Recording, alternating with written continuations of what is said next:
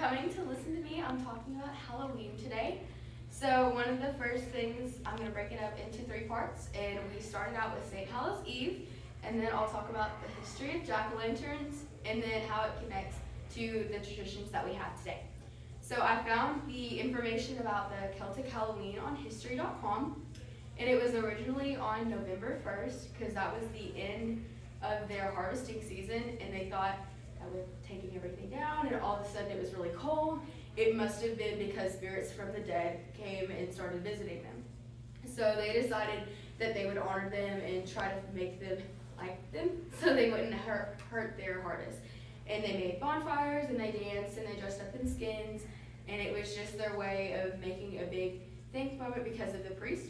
And Pope Gregory II decided to change this in 609 AD. He decided to start this tradition on May 13th and make it go all the way to November 1st so that he could include Christian martyrs in this, and it became All Hallows Eve. And it just kind of progressed, and people didn't want to spend however many months, so they just made it the night before and then November 1st. So it was just 2 days now. And then as it was brought to America, it got shortened, and now it's just Halloween. So the second point is coming from Merriam-Webster.com about jack-o'-lanterns. So jack-o'-lanterns were made out of gourds. Like if you went to a pumpkin patch, you'd see the gourds and you'd see the pumpkins. Well, it was just the gourds that they first used. It was from the Irish. It's from their potato famine. They first used potatoes, and then they didn't have potatoes, so they used gourds. And as they were starving in Ireland, they decided to come to America, and that's how America got this tradition. So they made this for Jack, and Jack-o'-lantern, the little gourds were his way to light him along. He was a person that they believed was from the devil. He tried to go to heaven, and the devil was like, no, you're not going to heaven. So he made his own little realm, and he had to stay there. If you had to stay in a little realm, he would get really mad. They thought he was really mad and would hurt people. So they would make these little lights for him to make him keep moving and not hurt his family. So that's what they did, and then whenever they came to America, we had pumpkins, and so now it's pumpkins instead of the gourds, and that's what they made the faces out of, and they could still use the insides to make their food, and it wasn't wasting anything.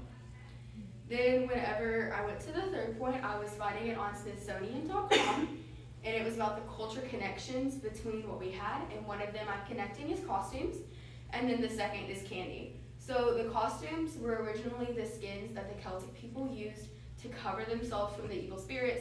They thought that they couldn't see you. If you looked like an animal, they wouldn't hurt you. So that's what they did.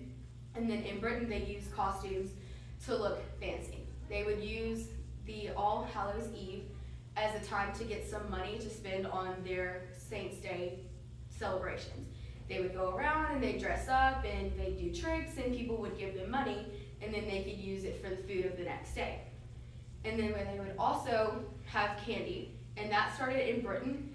They would go around to the different doors asking for blessings, and if they would get the blessings, they would dance for them, they would sing for them. Sometimes they'd have little baked goods that they'd give, and not everyone knew how to bake, so we started going to little trinkets, and then eventually to candies. Like now we just have the candy that we give to people because it's the easiest thing.